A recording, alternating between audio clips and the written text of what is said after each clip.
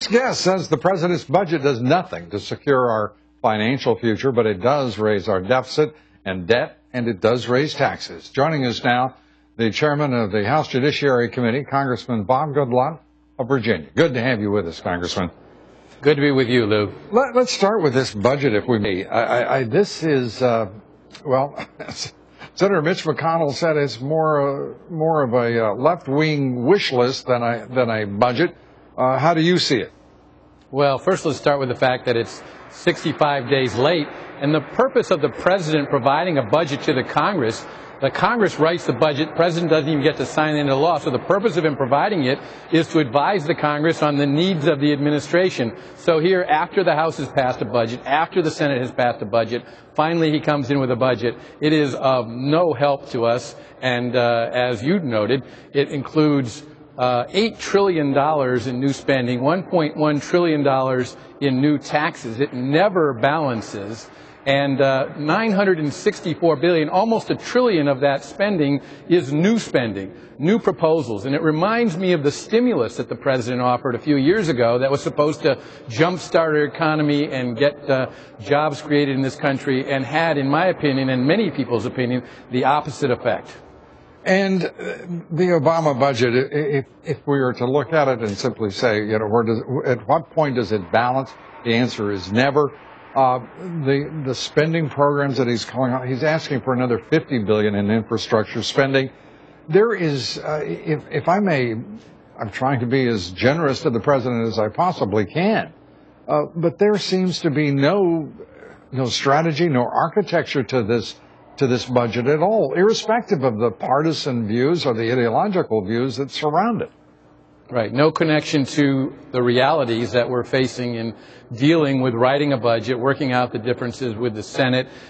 This is a budget, since it never balances, I think would be irrelevant to most American families and businesses who have to balance their budgets and have to meet their obligations and not live beyond their means. But in spite of all the debate that we've had over the last several years, the fact that we haven't balanced our budget in a long time doesn't seem to matter to this administration. That's very disturbing. I'm proud that we offered a budget in the House that balances in 10 years inside the budget window. That's an improvement over our budget from last year, which didn't balance for 27 years. I think we can do even better. I voted for a budget that balances in just 4 years. We have a serious problem with overspending by our government, and we've got to tackle that. And the president did put in a few changes, you know, with regard to entitlement reforms. Right. Those are modest steps in the right direction, but he should unchain those from his requirement for yet another tax increase. And let's begin the process of looking at that 2/3 of our budget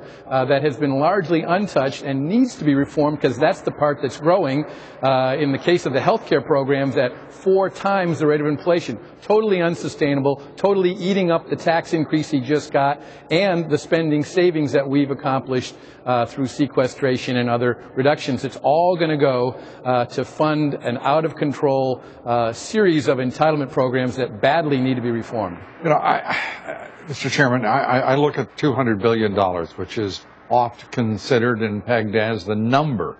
$200 billion a year in waste in Medicare alone, waste and fraud. And you have examined much of the waste and fraud that's going on in government.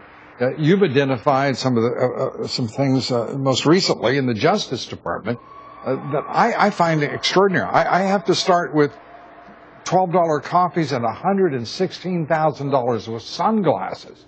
How in the world does a federal agency spend money on sunglasses?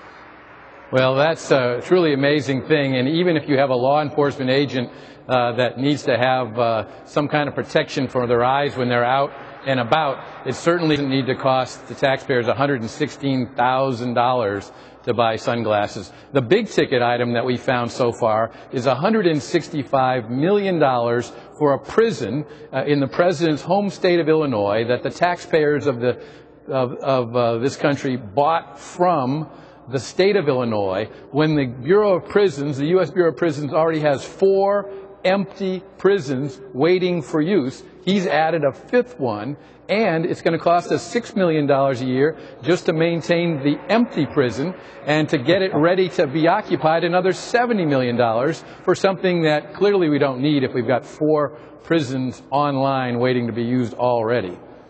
Congressman, extraordinary. We thank you as always for being here. We appreciate it. Congressman Thanks, Lou. Bob Goodlatte, he is the chairman of the House Judiciary Committee. Good to see you, sir. Much more on the president's budget. Gun control legislation.